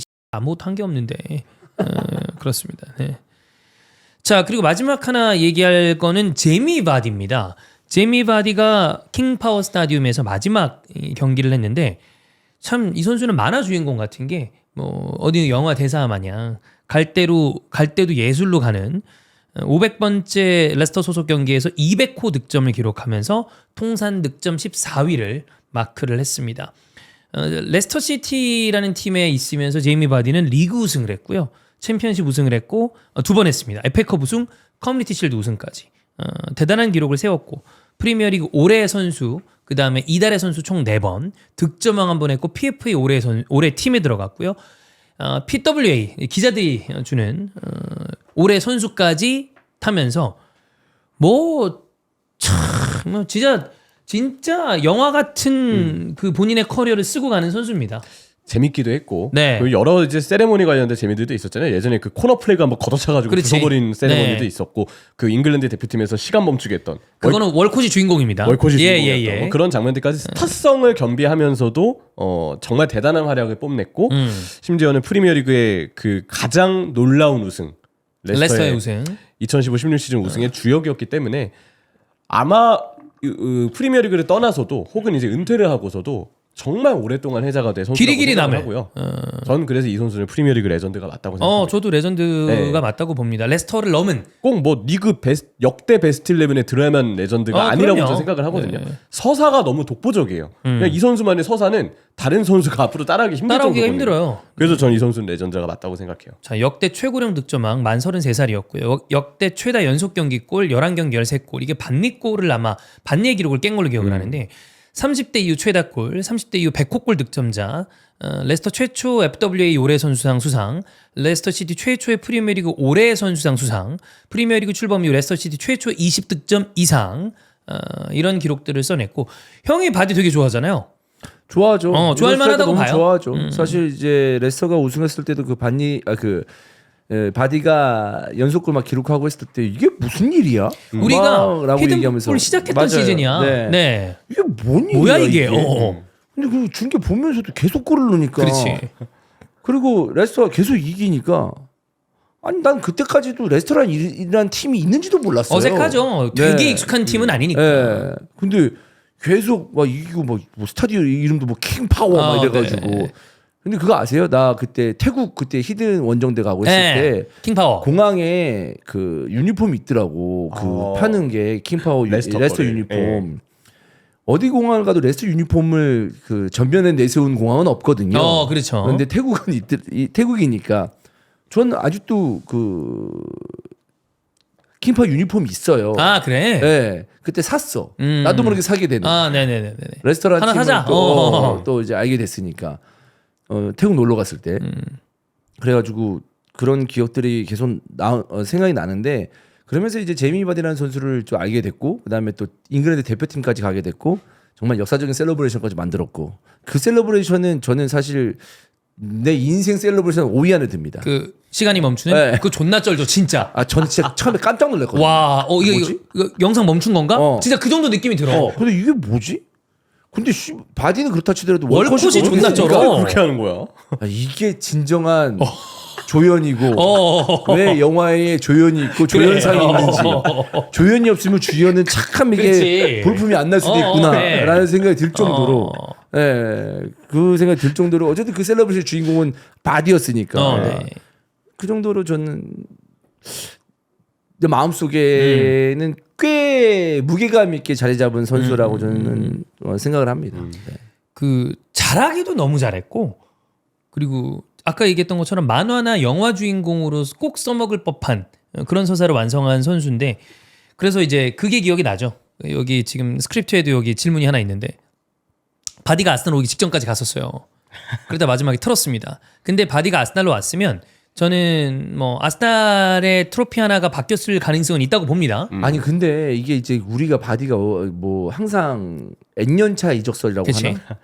N년만 근데 그때 젊었으면. 아스날 갔을 N년 좋아. 때도 안 된다고 했었어. 나이 때문에 이런 네네네. 얘기 분명히 있었어요. 있었어요. 저는 네. 존나 바랬지만. 네, 근데 저도 가길 바랬거든요. 어. 갔어야 됐었어. 그러니까 아스날 입장에서 봐서 근데 지금의 바디를 보면은 그냥 갈 이유가 없죠. 근데 지금 돌아보면 리아드 마레즈는 맨시티로 갔고 은골로 캉테는 첼시로 갔습니다. 그러면서 각각의 커리어를 만들어내는데 저는 제이미 바디가 빛날 수 있는 건 지금까지도 레스터에 있었기 때문이라고 봐요. 그렇지. 그래서 바디의 선택은 탁월했다. 그냥 먼 입장에서 봤을 때. 선수 입장에서 네. 봤을 때도. 제 아스날 팬으로서 입장은 꼭 이적했다라고 하면 저는 한 번쯤은 그 사이에 리그 우승까지는 모르겠는데 뭔가 아스날의 운명이 뒤바뀔 수 있었던 순간이 있지 않을까라고 하는 순간들이 있어요. 그랬던 순간이 뭐 있었냐면 수아레즈 이적. 저는 수아레즈가 아스날로 이적했다면 아스날의 지금의 위치가 바뀌었을 거라고 봐요. 수아레즈는. 결과적으로 제라드의 설득이 통했죠. 네, 그랬죠. 너 1년 정도 더 열심히 뛰면 어. 너가 원래 가고 싶어했던 바르셀로나 정도 팀 갈 수 있을 거야. 그렇죠. 그걸로 설득을 했다고 자서전에 네네. 나와 있더라고요. 네. 그랬던 순간들 중에 하나가 바디가 왔다면 수아레즈급의 어떤 임팩트였을지 모르겠지만 컵 한두 개는 더 땄다. 그게 리그는 아닐지라도 나는 이제 아스날 얘기 나와서 이제 얘기하는 건데 바디가 있었으면 난 아스날 굉장히 좋은 팀이 됐을 거라 생각합니다. 나도 그렇게 분위기가. 생각해. 왜냐하면 종윤이가 항상 얘기하는데 저 종윤이가 얘기하는 걸 좀 비춰서 생각을 해보면 옛날에 아스날 지금 같은 스타일 아니었다. 아니었어요. 막 이러잖아요. 되게 뭐 깡패 같은 선수도 있었고 되게 터프했다라고 했잖아. 바디나 수아레즈가 깡패라는 것보다 악동 같은 느낌이 있잖아요. 그 깡들이 있어. 깡 그런 거 악다구니랑. 있잖아요. 그런 게 좀 팀의 전이가 되지 않았을까라는 생각을 좀 해봐요. 딱 형이 지금 저랑 이제 워낙 얘기를 많이 하니까 그래서 그런 것 같은데 저는 수아레즈랑 바디한테 골을 당연히 골을 많이 넣겠지. 그 부분 때문에 이 선수들이 오길 바랬어요. 그때 아스날은 좀 중간에 유약했어. 왜 이렇게 애들이 좀 이런 선수, 이 최고급 선수들한테 하는 말이 좀 웃기지만 흐리멍텅할까? 우승을 향한 마지막 집념이 있어야 되는데 이 둘은 그런 게 있는 선수들이거든요. 눈빛이 달라. 이기기 위해서 골을 넣기 위해서 헷가닥 하는 애들이야. 오죽하면 수아레즈는 물어? 핸드볼에? 얘는 이기려면 뭐든 하는 선수야. 바디? 솔직히 말해서 가끔 야비한 플레이 하는 선수입니다. 그렇지. 그게 좋아. 그런 선수가 저는 팀에 있어야 된다고 보는데 지금은 결국에 우승을 못했지만 존나 갑자기 톤 존나 높아졌어. 이게 막 쩌렁쩌렁 울리는데. 네, 그래서 난 수아레즈 그 건 때 좀 짜증났었거든. 왜냐하면 사실 아스날이 했던 어떤 벵거의 그 오퍼에 대해서 비판하는 분들도 많은데 사실 그때 그렇게 해도 문제 없는 딜이긴 했어. 네. 설명해줘봐요. 어떤 딜인지. 그때 이제 요상한 짓을 했거든. 바이아웃이 사실 있었대. 그래서 1파운드를 얹어서 보낸 거야. 그래서 이게 뭐 하는 거야? 장난쳐? 리버풀 쪽에서. 네. 그러니까 되게 상도가 맞아? 이런 딜이긴 했는데 그때 당시 상황을 봤을 때 그게 또 틀린 것도 아니었거든. 이례적인 일을 하긴 했어요. 수아레즈는 또 가고 싶어 했던 것 같고. 네. 그래서 막 기자들 뭐 하다가 언론 플레이도 하려고 했죠. 막 그런 것 때문에 사실 수아레즈한테 정냄이 떨어진 팬들도 많아요. 그때 많았었죠. 리버 팬들도. 근데 결과적으로는 뭐 안 됐으니까. 네. 근데 아까 바디 이야기하실 때 목소리 톤이 이 정도면 바디한테도 들릴 것 같았어요. 엄청 쩌렁쩌렁 울렸어요. 나는 이런 선수를 바랬어. 응. 바디가 그런 걸 다 갖고 있는 선수라고 생각해요. 야, 이 선수도 이제 레스터에 있으면서 뉴스가 없었던 선수는 아니에요. 근데 이제 그런 시끄러운 정도는 우리가 이제 뭐 그럼요. 좀 그냥 뭐 지나고 나면 그냥 넘길 수 있는 그런 부분이었다고 생각하는데 이 선수의 셀러브레이션이나 이 선수의 에고나 이런 걸 봤을 때는 어떠한 팀에 가도 그렇지. 뭔가 승리에 대한 강한 열망을 심어줄 수 있는 그런 선수가 아닐까라는 생각이고. 그러니까 거기서 여기까지 왔지. 어찌 보면 진짜 영화로 한다고 해도 야 오바하지 마. 산티아고 미네즈 더해 이게. 그런 선수 아니야. 그렇지. 이 제이미 바디에 대해서는 저는 다큐로 나와도 충분히 이제 볼만한 가치가 있지 않을까라는 생각이고. 미안하지만 비니시우스보단 바디가 다크가 네. 먼저 나왔다고 봅니다. 네. 아니 비니시우스 다큐가 나왔는데 넷플릭스에 형 스포츠 다큐 좋아하잖아. 보셨나요? 안 봤어요. 아직. 손이 안 가더라고. 나 그래서 그 시간대에 뭐 봤냐면 나도 이거에 대해서는 뭐 그냥 만들었구나라고 생각을 하는데 그 메르세데스가 18살짜리 새로운 드라이버, 그러니까 해밀턴이 페라리로 가고 따라가면서. 그 시티를 이름이 안토넬리인가 좀 확인 좀 해줘요. 그 18살짜리 그 친구를 안 쳐요. 완전 유망주구나. 네, 완전 유망주예요. 완전 유망주를 안 치면서 그 안 치는 스토리에 대해서 짧게 한 1시간 정도 분량의 어떤 그 다큐가 있거든. 제가 그걸 봤습니다. 그 시간에. 형도 F1 좋아하는 것도 있으니까. 안토넬리 맞을 거예요. 네. 저 이름 그걸로 알고 있어요. 네, 그래서 그걸 봤어요. 근데 그것도 별 내용은 없긴 한데 왠지 비니시우스 뭐냐면 그런 다큐를 보면 되게 그 선수에 대해서 이해하게 되거든요. 그렇지. 스토리 왜냐면 우리가 모르는 얘기들이 분명히 있을 거거든. 그랬구나. 근데 그러기가 싫구나. 그러기 싫었어. 제 비니시우스 팬한테 미안합니다. 그 경기를 보면 여러분 근데 비니시우스가요. 근데 원래 좀 사실은 이렇대요. 나도 모르게 어디서 얘기할 것 같은 거야. 그런 거를. 근데 뭐 얘기할 수도 있지만 네.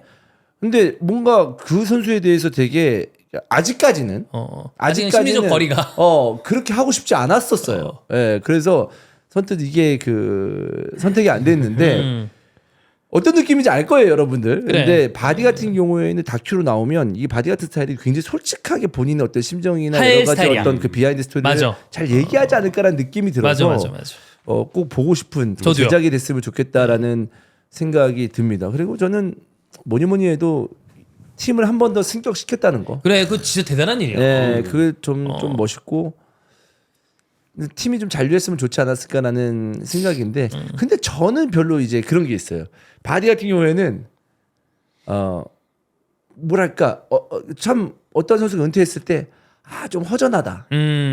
뭐라도 한번 해봤으면 좋았을 텐데. 근데 프리미어리그 우승이나 득점왕이 하나 있기 때문에 다 했어. 그래서 전혀 승격도 시켰고. 이 바디라는 선수를 봤을 그럼. 때 하나의 축구 선수로 봤을 네. 때는 잘 가는구나라는 느낌이 들거든요. 완성된 선수의 느낌이에요. 그래서 손흥민 선수가 네네. 저는 사실 여러 이제 손흥민 선수와 몇 년 동안 같이 제 입중계를 하면서 별의별 사건들이 있었고 그래. 그리고 또 우리가 또 운 좋게 2, 3년 전에 한 인터뷰도 했었고 AIA를 통해서 했었고 또 사실 뭐 손흥민 선수를 뭐 까는 사람, 원하는 사람 여러 가지 어쩔 수 없이 웹에서 벌어질 수밖에 없는 충돌 이런 거에 있어서 나도 이제 빡쳐했을 때도 있었고 있는데 우승하고 거기서 빠져나오고 싶지. 우승하면 몰라 나는 이제 이제 다 했다. 나 우승하면 내년 시즌에 손흥민 그냥 토트넘에서 뭐 0경기 출장해도 돼요. 그래. 다 했어. 몰라. 예. 나 이렇게 좀 하고 싶어. 그래. 나는 그냥 어떤 마음인지 알 것 같아. 네. 우리 뭐 겔 주다, 밥만 먹여주냐, 고기도 먹여준다 이런 얘기 했는데 우승함으로써 그런 것들이 이제 완성되는.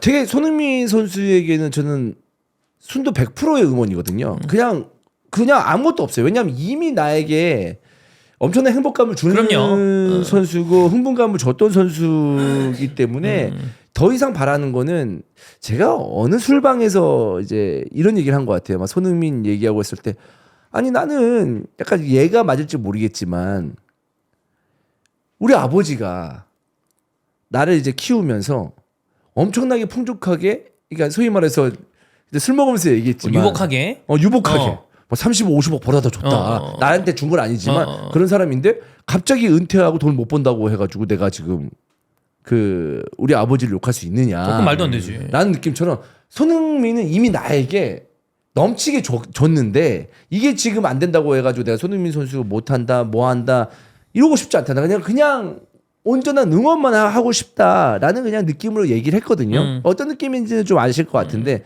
근데도 이제 유로파리그 결승에 갔으니까 유로파리그 이제 결승에 딱 가면 손흥민 선수가 그 우승한 느낌을 가졌으면 좋겠다. 약간 그런 느낌이 있는 거지. 몇 년 전 챔결 갔을 때랑은 느낌이 확연하게 다른 게 그때는 우리가 토트넘이 챔피언스리그를 솔직하게 말씀드릴게요. 우승할 수 있을 거란 생각은 전혀 하지 않았어요. 왜 그랬는지 모르겠는데 하지 않았고 그때 우승을 하지 못한다 하더라도 그래도 뭐 하나는 들지 않겠어. 뒤에 뭐가 있지 않을까? FA컵이든 리그컵이든 뭐든. 근데 이루어지지 않았어. 그리고 우여곡절 끝에 리그는 정말 바닥을 쳤는데 이렇게 온 거기 때문에 이런 생각을 하는 분들 많을 거예요. 저는 근데 그때 챔스 때도 이런 마음 아니었어요. 그래 오히려 나 진짜 왜 그런지 모르겠는데 뭐냐면 아직 많이 남았으니까라는데 지금은 그게 아니야. 이제 손흥민도 커리어의 끝을 향해 가고 있어요. 이제 이거 말고는 정말 없을 거야. 그리고 토트넘이 그때 리그 2위도 하고 레스터가 우승했을 때가 그랬죠. 2위하고 있을 때 뭔가 더 있을 줄 알았어. 뭐든 있겠지. 이게 우승하는 게 쉽지 않지. 다시 도전하면 되지. 약간 이런 마음이 있었나 봐. 하지만 없었어. 하지만 없었어. 없구나. 여러분 인생도 그렇습니다. 할 수 있을 때 해야 됩니다. 그래. 다음에 뭐 있겠지? 없어. 생각보다 없어요. 네.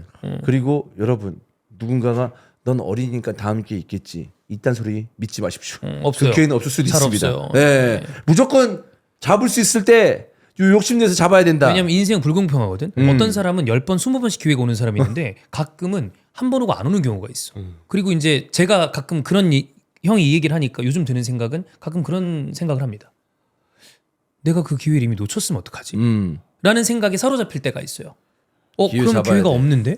그런 생각을 할 때가 와. 굉장히 이기적일 때는 이기적일 필요가 있어요. 맞아요. 굉장히 그래서 공포스러울 때가 있습니다. 네. 내가 그 기회를 다 놓쳤으면 어떡하지?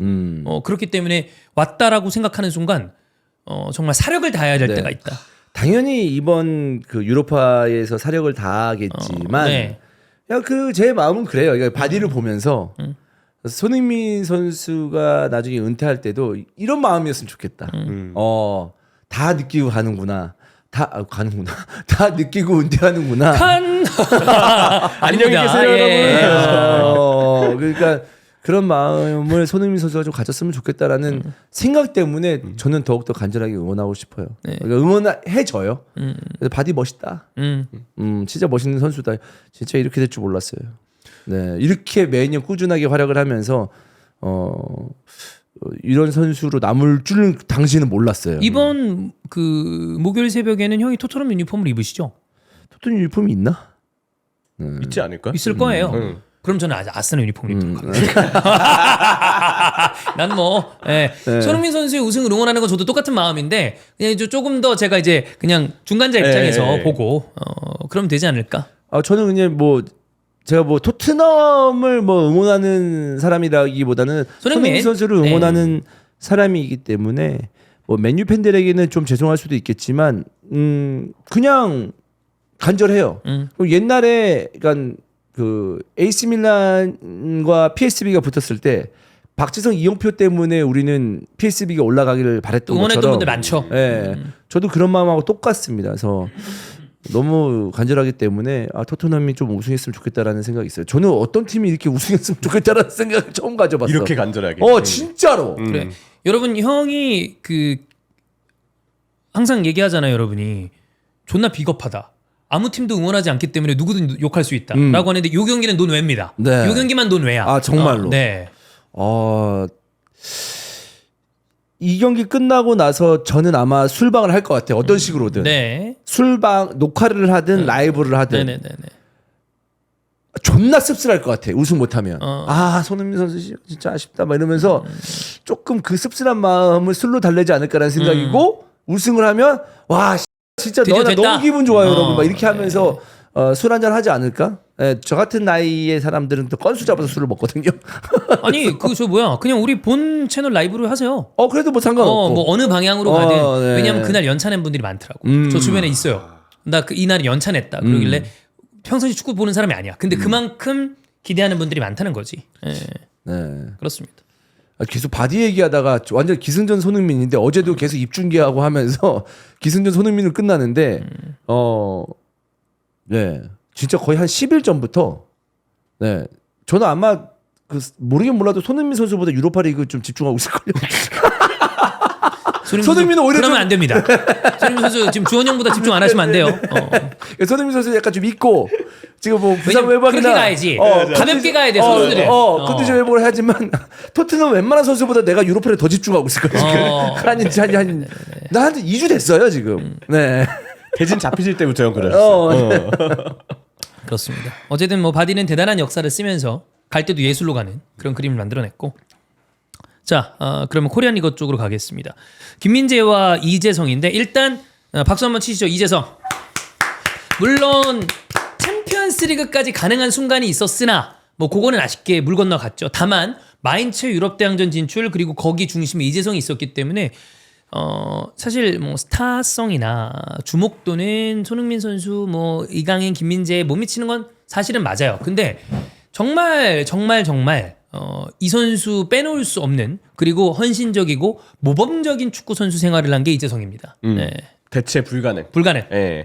그리고 저는 좀 희망을 본 게 홍현석 선수가 사실 올 시즌 길게 많이 좋았죠. 밀려 있었어요. 예. 근데 다행히 후반기 때 그 극후반에 그러니까 최근 경기들이죠. 교체 출전을 해서 확실히 전반기보다 좀 적응된 모습. 그 보헤닉센 감독이 항상 홍현석 선수한테 더 적극적으로 덤볐으면 좋겠다라는 이야기를 많이 했다고 하는데 그게 좀 입혀진 느낌이 들었어요. 저는 그래서 이재성은 사실 언터처블이고요. 마인츠에서 대체 불가능. 저는 핵심 선수가 중안에 나디마메리 그리고 이재성 뭐 이러한 선수들이 헨릭 그 골키퍼 챈트러 이렇게 3명 정도가 제가 볼 때는 대체 불가능의 선수이지 않았나 싶고 뭐 부르카르트까지 포함한다면 4명 정도 되는데 근데 이재성은 걱정 없고요. 저는 홍현석 선수도 점점 이제 기회를 받을 만한 가능성을 봐서 그 부분도 되게 좀 희망적이었다라는 좀 코멘트를 좀 대고 싶어요.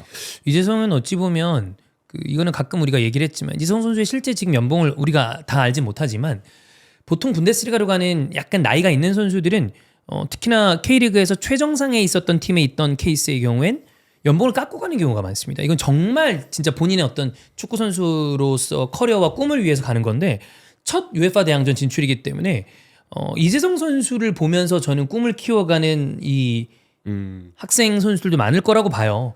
얼마 전에 17세 이하 우리나라 대표팀이 마인츠 경기에 다 같이 갔더라고요. 그게 분데스리가랑 우리 축구협회랑 그 뭔가 콜라보를 맺어서 네네네. 연마다 이제 진행을 하는 프로그램이라고 맞아요. 하는데 우리 17세 이하 대표팀이 마인츠 후연장에 가서 후연도 해보고 마인츠 17세 이하 팀과 경기도 해보고 경기장 직관도 가고 그 다음에 독일 어딘가로 이동을 했다고 하던데 그 선수들이 직접 이재성 선수가 뛰는 걸 보면서 그 경기에서 이재성이 골을 넣었는데 옵사이드로 취소가 됐거든요. 네. 근데 그런 걸 보면서 얼마나 큰 동기부여를 느낄까. 그렇지. 이재성은 그 자체로 정말 지금 후배들한테는 롤모델이 안 될 수가 없는 롤모델일 수밖에 없는 지금 커리어를 쌓아가고 있죠.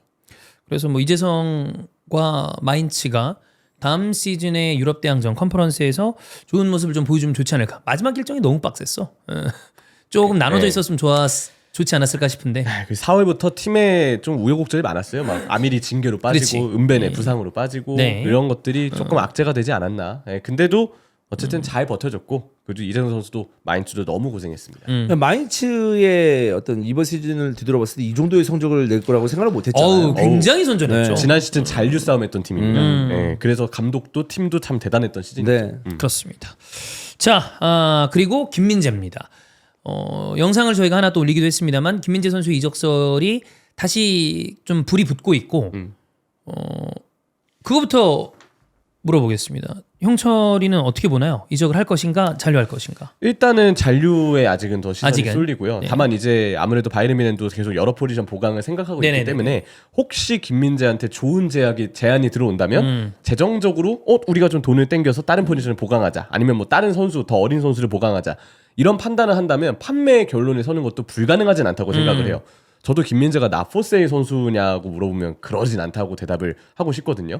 근데 현실적으로 김민재한테 그 정도의 제안을 할 구단이 이번 이적 시장에 있진 않을 것 같다라는 생각. 김민재의 의지도 일단 잔류이지 않을까에 대한 생각. 그리고 팀 자체로 봤을 때도 올 시즌을 통해서 바이에른 뮌헨이 느낀 교훈은 선수층 늘려야 된다. 센터백도 인원 늘려야 된다라고 네. 저는 생각을 하는데 그런데 김민재를 바로 팔까? 전 아니라고 봐요. 어. 그런 이유 때문에 전 오. 잔류이다라고 봅니다. 저는 약간 반대입니다. 에벨의 어떤 상황이나 지금 바이언 구단 내부에서 재정적인 부분에 압박을 가하는 걸로 봤을 때 몰라 이거는 사실 이제 매각을 하려고 해도 안 될 수도 있는 거예요. 그렇잖아. 왜냐하면 굉장히 고주급 선수기 때문에. 근데 그거랑 별개로 꽤 노력할 것 같다라는 생각이 듭니다. 어떻게든 매각을 해서 주급 체계에 대한 어떤 재편성 그리고 이적료를 확보한 다음에 플로리안 비르치 쪽으로 뭐 올인을 좀 하려는 그림을 그리지 않을까. 그래서 가능성은 저도 5대5라고 보는데 바이언이 매각에 많이 열려 있는 느낌? 그렇게 보입니다. 그러니까 약간 제 개인적인 생각은 팀이 한번 업그레이드를 되고 더 높은 곳을 바라봐야 되잖아요. 즉 뭐 리그는 우승했으니까 챔스 이런 데서 경쟁력 있는 팀이 되면서 높은 데를 가려면 수비수를 유지하면 지금의 유지야, 단단함이야. 네. 근데 미드필더나 이제 공격을 바꾸면 뭔가 업그레이드 될 그치. 수 있는 그런 느낌이 맞아. 들기 때문에 그런 선택을 하지 않을까라는 생각이거든요. 근데 나는 김민재를 매각한다라고 보면 우리가 생각했을 때 필요 없기 때문에 보낸다라는 것 때문에 좀 마음이 별로 안 좋았어요. 예. 예. 예. 근데 여러 가지 구단의 철학이나 구단의 어. 어떤 그 상황을 이제 이해를 하고 나서 또 김민재 죽음이나 이런 걸 봐서 아 이래서 이렇구나. 난 김민재 같은 선수를 사실 물론 뭐 마음에 안 들었던 경기도 분명히 있겠지만 다른 중앙 수비수와 비교해 봤을 때 실력으로 봤을 때 쉽게 내칠 수 있는 선수인가? 라는 생각이 들거든요.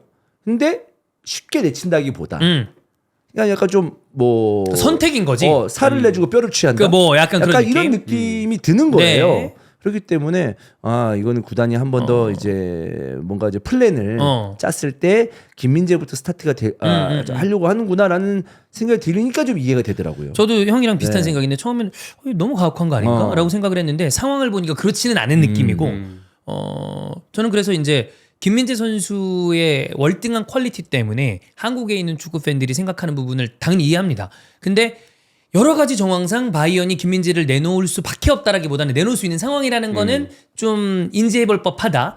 근데 그럼 김민재를 누가 데려갈 것인가라고 하면 와 이게 생각보다 쉽지가 않은 게 김민재가 주급 부분을 그러면 어느 정도 내려놔야 될 것 같다라는 생각도 들어요.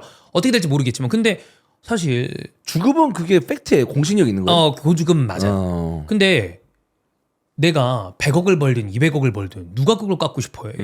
어떤 바보가. 그치. 그렇잖아. 아유 야 200억씩 버는데 한 50억만 깎아요. 누가 그러고 싶어해요. 절대 싫지. 절대 싫지. 그래서 그 부분에 대해서는 만약에 김민재 선수가 주급 부분에 대한 협상의 여지가 있다. 그리고 김민재를 꼭 취해야 되는 어떤 센터백이 정말 급한 클럽이 있다라고 하면 그게 아다리가 맞을 가능성은 있어 보인다. 그래서 모르겠어요. 근데 김민재 대단하다. 진짜 대단하다. 미네넷의 구주국자. 진짜 미네 중앙 수비수도 주급 들으니까 미네 중앙 수비수 대단한 김민재라고 생각했거든. 근데 주급 들으니까 진짜 존나 대단하다. 진짜. 그래. 네. 더욱더 진짜 대단한 선수구나. 대단한 선수를 우리나라가 보유했구나라고 하면서 왜 이럴 대단한 선수를 대한민국이 보유했구나라고 생각하면 왜 자꾸 아시안컵이 생각나지? 생각이 안 날 수 없죠. 생각나는 게 당연한 건가요? 당연하죠. 안 날 수 없지. 이게 지금 벌써 여름이 다 됐는데 네. 이 아시안컵 우리가 60년 동안 못 땄잖아요. 다시 60년이 흐를 수도 있어요. 물론 또 그런 경우 있다. 가끔 황금 세대가 지나가고 황금 세대가 아닌 것 같은 제네레이션에서 맞아. 뜬금없이 트로피가 나오는 경우들이 있어요. 맞아. 그래서 이거는 우리가 모르는 일이긴 한데 이런 조합이 다시 나오는 게 쉽지 않은 상황에서 아쉬운 건 맞고 막 김원영 같은 선수가 뛰는데 뭐 아시안컵 우승 막 이렇게 하고. 그건 좀 어려울 것 같습니다. 원희룡 미안해요. 네, 근데 그럴 수도 있네. 그래. 근데 아시안컵 얘기하니까 약간 좀 계속 이 축구계에 오래 있다 보니까 뭔가 보고 싶은 게 계속 생기네. 그래. 뭐 손흥민 선수 유로파리그 우승이라든지 아시안컵 우승이라든지. 왜냐면 우리가 국대에서 사실 현실적으로 가능한 메이저 트로피는 하나야. 그러니까 월드컵은 아니잖아. 그럼 거기에요. 왜냐 그리고 아시안컵 대륙컵이라서 큰 컵인데 우리가 너무 항상 멀었으니까. 김민재가 이 주급을 그대로 보전받을 수 있는 것은 현실적으로 피해리입니다. 왜냐하면 세리아는 그게 있어요. 새롭게 외국인이 왔을 경우에 세제 혜택을 주는데 다시 가면 이제 없어. 그러면 인테르랑 나폴리 뭐 그다음 유벤투스 뭐 이런 팀들로 간다고 했을 때 그 세제 혜택은 이제 다시 받을 수 없는 혜택인 거고. 그럼 이 정도 주급을 감당할 수 있는 리그는 사우디를 논외로 친다면 프리미어리그밖에 없다라고 봐야 됩니다. 그랬을 때 PL 중에 센터백이 급한 팀이다? 그러면 뉴캐슬은 그 정도 주급은 감당이 안 됩니다. 팀 내 최고 주급자가 김아랑 이사님 이삭일 텐데 김민재보다 지금 적어요. 그러면 첼시 정도야. 근데 모르겠어요. 그래서 첼시 가면 좋죠. 첼시가 있죠. 미치죠. 미쳤죠. 네. 수비수도 안 그래도 지금 굉장히 필요한 자, 상황. 삼성 다시 붙는 거 아니야? 김민재 첼시 가잖아요. 네. 뭐 물론 스폰도 스폰이지만 제가 봤을 때 투어 업체들 난리 날 겁니다. 그럼. 네. 런던이에요. 스탠포드 브리지. 첼시야, 첼시. 첼시. 또 중요한 건 뭐냐면 이제 피해 같은 경우가 그러니까 물론 이제 라리가 팬도 있고 세리아 팬도 있는데 대부분의 팬들이 피해에 몰려 있잖아요. 한국에서 프리미어리그 팬들이 대부분이니까. 대부분이 상대방 공격수들을 다 알아요. 그럼. 그러니까 소속팀 공격수들을 그 공격수들을 다 아는데 그 선수를 막는 김민재를 본다. 그렇지. 예. 그러니까 그 선수가 얼마나 대단한지 그러니까 김민재 선수가 딱 막았어. 근데 그 공격수가 홀란드인지 뭐 욜란드인지 뭐 그런 걸 뭐 알아야. 그렇지. 김민재가 더 대단해 보이잖아. 그럼. 근데 홀란드와 대결했는데 뭐 첼시가 무실점했네. 거기 김민재 막 수비하고 막 그런 거 보잖아.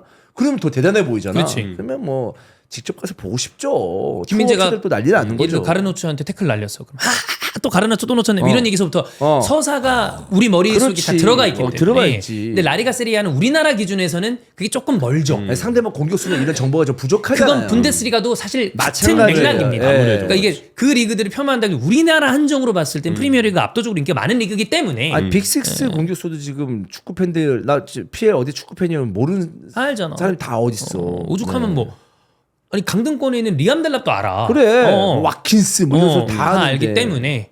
그래서 근데 뭐 지금 당장 링크가 나는 건 아니고 바이에른 뮌헨의 상황이 김민재가 매각 대상에 오를 수 있는 상황이다라는 거는 다시 한번 말씀을 드립니다. 자, 그다음 삐라를 간단하게 보겠습니다. 루이스 디아스 리버풀 입장에서 어떻게 보나요? 좋은 선수고 일단 저는 지금 바르셀로나가 데쿠 디렉터가 특히 많이 원한다는 이야기들이 네. 있잖아요. 저는 딱 하나예요. 정말 엄청난 금액이면 팔 수 있다. 근데 그 정도의 제한이 아니면 웬만하면 안 팔고 가지고 있는 게 낫다. 공격 옵션의 다양성을 위해서라도 그리고 루이스 디아스의 그런 어떤 흔드는 능력과 드리블이 생각보다 대체가 되게 어려운 능력이에요. 물론 루이스 디아스가 매번 그런 능력을 보여주는 건 아니고 그때 한번 장기 부상 당한 뒤로는 퍼포먼스가 기복이 생긴 게 그쵸? 맞거든요. 근데 그럼에도 이 선수가만이 갖고 있는 그런 유니크한 플레이 스타일을 봤을 때 어중간한 가격에 팔아서 괜히 대체가 안 되는 상황을 만들 바에는 그보다 킵하는 게 낫다. 킵하는 게 낫다. 근데 정말 이걸 제한한다고? 그러면 파는 게 맞죠. 예, 그런 정도의 금액이면 오케이. 파는 게 맞습니다. 네. 자, 그다음 프림퐁은 이제 리버풀 유니폼을 입을 것 같고요. 네. 그다음에 케빈 더브라이너는 아직 뭐 확실하게 정해진 바는 없고 프리미어리그 클럽 내 이적도 가능하다라는 뉴스가 다시 좀 나왔어요. 근데 이게 물론 맨시티 팬분들은 만약에 더브라이너가 다른 경쟁팀을 가면 서운해하실 수 그치. 있는데 근데 어떤 분이 쓴 댓글 중에 그 댓글을 봤어요. 가족을 생각해봐라. 가족이 자기 친구랑 뭐 선생님 학교 이런 게 다 이 잉글랜드에 있을 텐데 그럼. 다른 나라로 만약에 간다 그러면 얼마나 그 가족들 입장에서 힘든 게 많겠냐고. 그치. 선수 입장도 이해가 안 되는 거 아니다라는 그 글을 봤는데 와 이게 진짜 맞는 말이구나 이 생각이 들었어요. 선수들 대부분 이적 행선지 정해지는 경우에 결혼 이후와 전이 갈려요. 아내랑 아이 생긴 순간부터 이 선수들의 선택에 제가 봤을 때 90% 이상을 그 영향을 끼칠 가능성이 있습니다. 아니 저는 좀 생소했다니까요.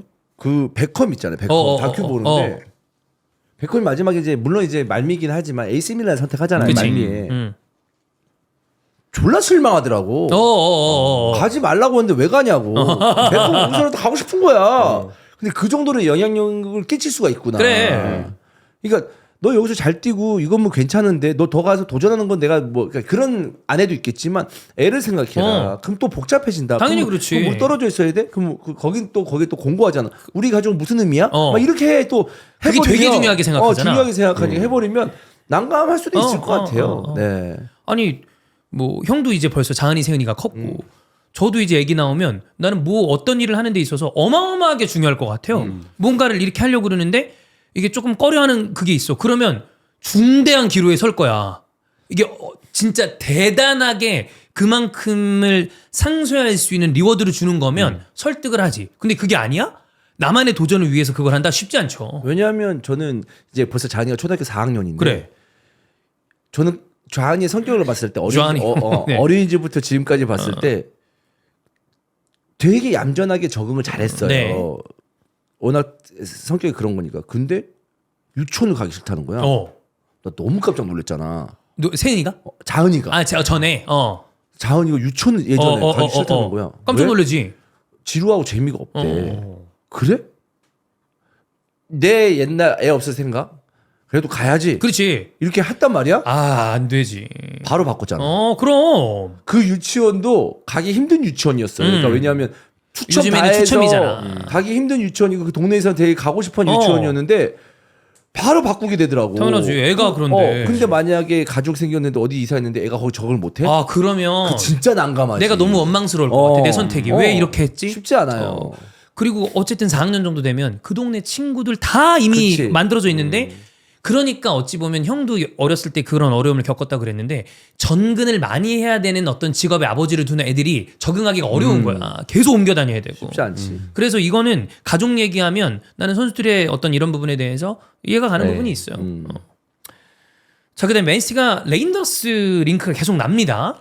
일단은 좋은 선수죠. 예. AC 밀란이 사실 올 시즌이 너무 안 좋고 콘세 이상이 뭐 예, 컵대회 우승도 실패했고 지금 유럽 클럽 대항전 챔피언스리그도 진출을 못할 상황이기 때문에 레인더스 입장에서도 나는 뭔가 커리어를 위해서 이적을 생각해볼 타이밍이다라고 느낄 수 있는 타이밍이거든요. 근데 맨시티 입장에서도 중원의 재편이 필요하고 레인더스는 장점이 많은 연결골 역할을 잘 수행할 수 있는 좋은 그리고 선수죠. 어떤 역할을 부여해도 다 소화 경험이 있는 굉장히 다재다능한 선수라고 저는 좀 느끼기 때문에 충분히 펩 가르디올라의 맨시티가 원할 만한 이유는 있을 거다라고 생각을 하지만 문제는 계약 기간입니다. 2030년까지 너무 길어. 계약을 연장해서 2030년까지 계약이 네. 잡혀 있거든요. 이 이적료를 어떻게 좀 조율을 해낼지가 좀 변수가 될 수 있는 선수 유형만 보면 왜 원하는지 알 것 같아요. 문제는 난이도, 협상의 난이도가 아닐까 싶습니다. 자, 그 정도하고 뉴캐슬이 이제 이번 여름 이적 시장에는 대거 이적료를 투입할 수 있는 그림이 만들어졌습니다. PSR 규정도 이제 피해 나갔고 오히려 빌라가 그간 돈을 좀 많이 써가지고 PSR 규정에는 좀 빡빡한 것 같고 누굴 팔지 않으면 못 사는 느낌. 그래서 뉴캐슬의 돌아오는 여름 이적 시장이 어떤 식으로 또 이적 시장이 좀 핵심이 될까? 그거까지 좀 감안을 하면 되지 않나 네. 정도로 보고 있습니다. 이번에 시즌 끝나고 이제 시즌 끝나잖아요. 네. 시즌 끝나고 이종 얘기가 진짜 전 굉장히 많을 것 같아요. 많을 것 거예요. 같아요. 네. 월드컵 직전이기도 하고. 계속 우리 그 이스타 TV에서 업로드해야 되지 않을까? 뭐 이적설은 빠르게 네, 또 이제 봐야죠. 쳐내야 되니까 그런 식으로 대응하도록 하겠습니다. 네. 자, 그러면 오늘 히든풀 여기서 마무리하고 또 다음 여러분 이번 주는 그냥 하나예요. 유로파 결승. 모든 어떤 그 중심이 거기에 있습니다. 네. 네. 저는 수요일에서 목요일 넘어가는 거잖아요. 목새벽 4시. 네, 수요일 저녁부터 아무것도 안 할 생각입니다. 네. 진짜로 술 한잔 하면서 보려고 그랬거든. 네. 아니 그 전에 술 한잔 하면서 텐션 올려서. 그래 그 후가 맞는 것 같아요. 네. 네. 또 이제 그 여러분 또 중요한 일 있을 때 보통 분들이 있어요. 편집될 얘기잖아요. 왜 어때요? 형님 하신 말씀 있잖아요. 재밌으면 방송에 나간다. 저는 좀 경건하기 때문에 네. 네. 경건하게 하겠습니다. 아주 좋습니다. 여기까지 하겠습니다. 네. 네. 감사합니다. 감사합니다.